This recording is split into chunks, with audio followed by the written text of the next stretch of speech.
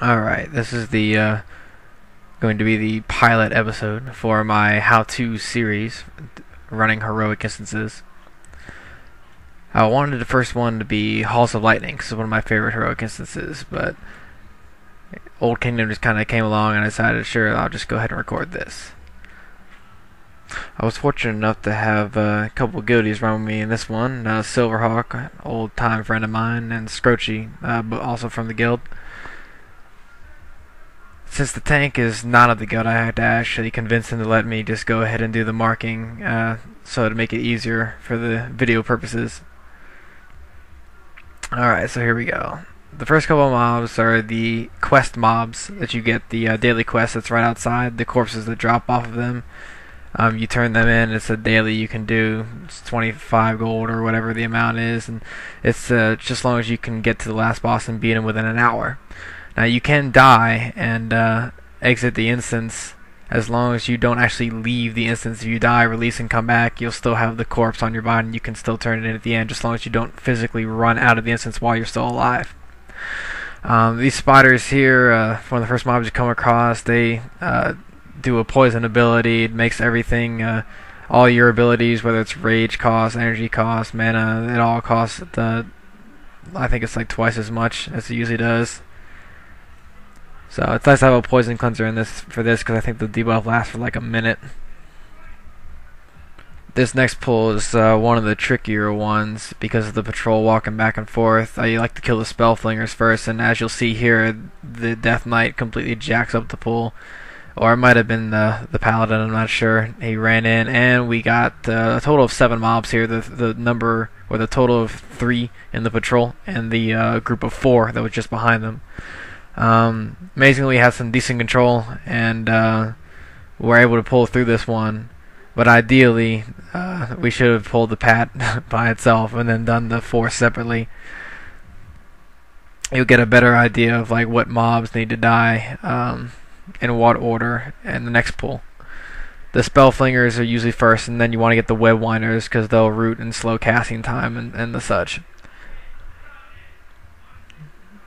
Just go down the stairs here, and now there'll be another patrol of 3. And this is another pull that is often jacked up. And it's better, it's actually really nice if you have a Death Knight, because if you don't, you're going to have to line of sight them, and that is what really screws it up, because people don't wait for the caster to come, and then they go to try and get it, and then they pull the 4 behind them. Yeah, the skull is the caster, the spell flinger, and you want to try and get that one down first, because it does massive damage, but it dies pretty easy. And then the other one, I believe it was a web winder, and then it didn't really matter after the spell flinger went down though. And the group of 4, you want to go spell flinger, then the spider, so that you get a chance of not getting that poison debuff on you, and all your abilities costing a lot extra. And then the web winder. Yeah, there's a poison debuff right there. But we had shaman drop the poison totem. Alright, now we're on to the first boss. This boss is basically pretty straightforward. He spawns a bunch of little ads. They die really easy. Some smaller ads die less easy, so you need to watch out for them. And then he also spawns the larger elite mobs that need to be tanked and killed, or else everything is going to just stay immune when he spawns them. The boss is also immune, so it's as long as the tank is not having aggro issues, he really should just go ahead and switch to the mob when they come out and tank that, so it keeps it off of the DPS and the healer especially. So there's an elite one right there. And then as soon as you just get him down, everything becomes vulnerable to damage again. Then you just take down all the little ads and resume DPS on the boss. And that's basically, you just rinse and repeat that for the entire boss. He spawns a big elite, you ignore the boss and everything else, nuke down the big guardian, and then just kill all the little mobs and continue DPS on the boss.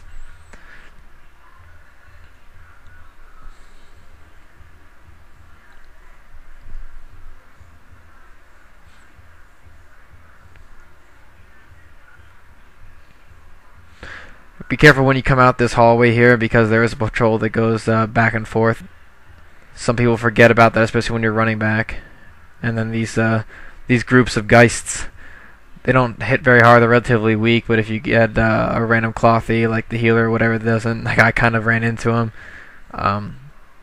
they'll beat the crap out of me pretty quick. And this one is supposed to be a line of sight pull, but the tank senses Ghoulin for some reason, and the mobs, instead of coming to the Death Knight, decided to just kick the crap out of his ghoul, and pretty much it's didn't go as cleanly as I wanted it to.